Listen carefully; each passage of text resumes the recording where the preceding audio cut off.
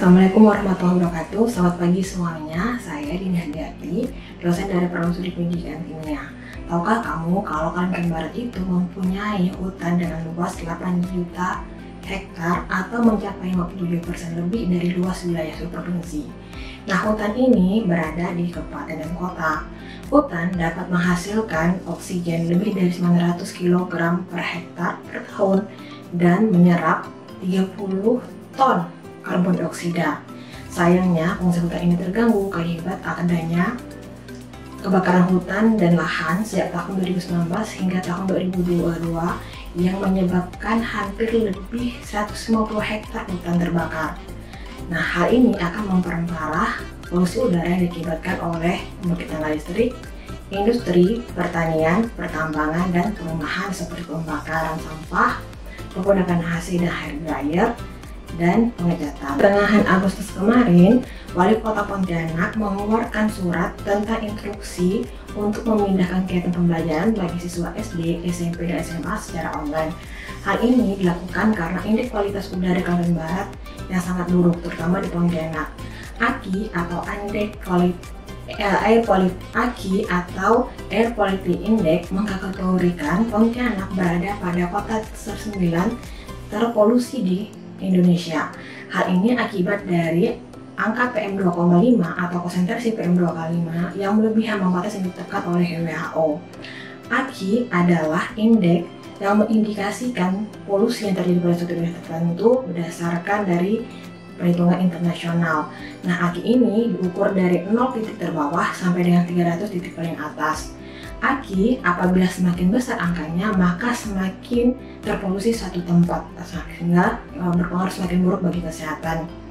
AQI ini yang sangat baik adalah berada pada nilai 100 atau di bawahnya. AQI adalah kalkulasi yang rumit yang diperoleh dari kalkulasi yang rumit dengan membagi 6 polutan yang utama di polusi udara, yaitu adalah ozon di atas permukaan air, kemudian PM10, PM2,5, nitrogen dioksida, karbon dioksida, dan sulfur oksida dengan indeks yang diperbolehkan.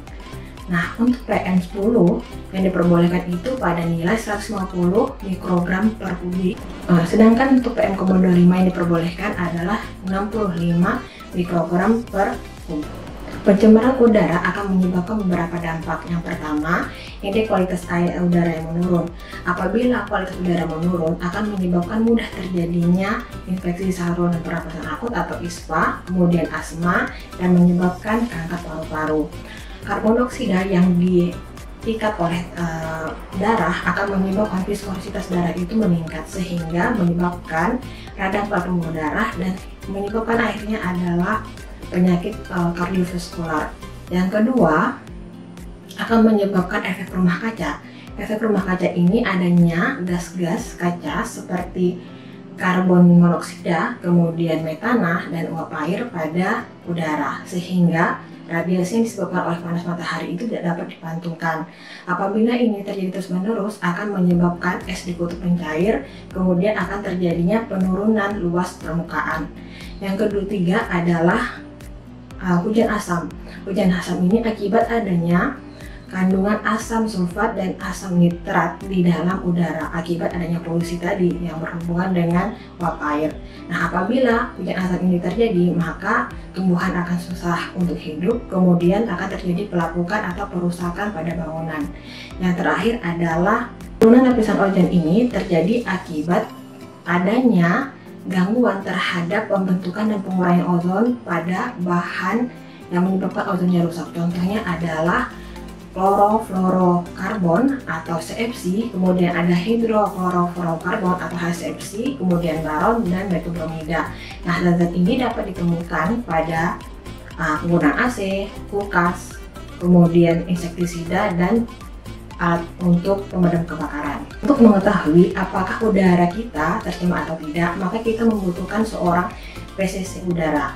PCC udara itu adalah petugas contoh untuk pengambilan sampel udara yang sudah tersertifikasi oleh Kementerian Ketenagakerjaan nomor 182 tahun 2009. Untuk melakukan tugasnya, seorang PCC itu dapat melakukan beberapa metode sampling. Yang pertama adalah berdasarkan waktu untuk pengambilan sampel terbagi menjadi grab sampling, short term sampling, long term sampling, dan continuous sampling. Ini hanya dibedakan berdasarkan waktu pengambilan, yaitu sewaktu 15 menit, 8 jam sampai lebih 8 jam. Yang kedua adalah metode dengan berdasarkan aliran yang masuk ke dalam, aliran udara yang masuk ke dalam wadah sampling. Ini dapat begini dua, yaitu active sampling dan passive sampling. Active sampling ini dibantu dengan adanya pompa. Kalau seandainya passive sampling ini tanpa dibantu pompa, jadi udaranya mengalir secara alami ke dalam wadah samplingnya. Dalam melakukan tugasnya, seorang PCH ini dapat menggunakan dua panduan. Yang pertama adalah SNI tentang pengambilan sampling dari udara. Yang kedua adalah NIOS, Manual Analytical Sampling. Teknik yang dapat digunakan seorang PCC untuk mengambil sampling udara ada dua. Yang pertama adalah absorpsi, yang kedua adalah adsorpsi. Absorpsi ini menggunakan absorben yang berbentuk cair, di mana nanti samplingnya akan dimasukkan ke dalam absorben cair dan akan membentuk seperti bubbling atau gelembung. Nah, gelembung ini yang akan dianalisis. Yang kedua adalah absorpsi. Absorpsi yaitu menggunakan absorben yang sudah ada di dalam sebuah tabung, di mana nanti kalau misalnya polutannya terlalu penuh di dalam absorben akan diserap oleh backup station. Ada beberapa hal yang dapat kita lakukan untuk mengurangi pencemaran udara. Yang pertama, mengurangi penggunaan kendaraan bermotor, yaitu dengan cara menggantikan dengan sepeda atau menggunakan kendaraan umum. Seperti yang kita tahu bahwa kendaraan bermotor itu, terutama yang berbahan bakar diesel, sangat memproduksi karbon dioksida lebih banyak di udara sehingga menimbulkan polusi. Yang kedua adalah melakukan penghematan energi. Apa yang harus dilakukan?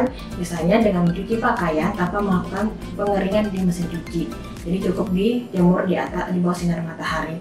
Atau misalnya dengan memperbaiki sirkulasi udara dan pencahayaan di dalam rumah sehingga kita tidak perlu menghidupkan AC atau lampu ketika siang hari. Nah, ini yang ketiga, yaitu dapat melakukan pencabutan charger HP yang tidak digunakan lagi. Nah, ini yang sebenarnya kita lupakan. Terus yang ketiga, kita dapat melakukan penggunaan bahan-bahan yang ramah lingkungan, misalnya dengan menggunakan tumbler daripada menggunakan air mineral kemasan yang sekali pakai. Terus yang keempat adalah melakukan penghijauan. Banyak hal sudah dilakukan karena penghijauan ini sangat penting untuk revitalisasi hutan. Di antaranya adalah menggunakan reboisasi ketika zaman dulu, kemudian kita melakukan penanaman atau pertanian dengan cara tumpang sari. Nah, sayangnya reboisasi ini ternyata menimbulkan masalah di masyarakat karena masyarakat tidak dapat memanfaatkan hutan. Maka sekarang digalakkan adalah agroforestry. Agroforestry itu adalah penghijauan dengan beberapa tumbuhan yang bisa dipetik buahnya dan seterusnya. Yang terakhir adalah pemupukan air.